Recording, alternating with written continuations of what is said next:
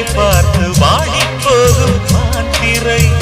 முத்தாரம் நீட்டும் மார்பில் ஏக்கம் தேக்கும் தாமரை வண்ணப்பூவின் வாசம் வந்து நேசம் பேசும் அவள் நான் பார்க்க தாங்காமல் நாடுவாள்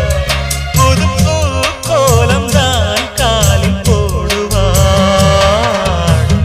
என்னவென்று சொல்வதம்மா வஞ்சியவள் பேரழகை சொல்ல மொழி இல்லையம்மா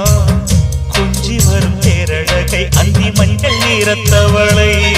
என் நெஞ்சில் நிலைத்தவளை நான் என்னென்று சொல்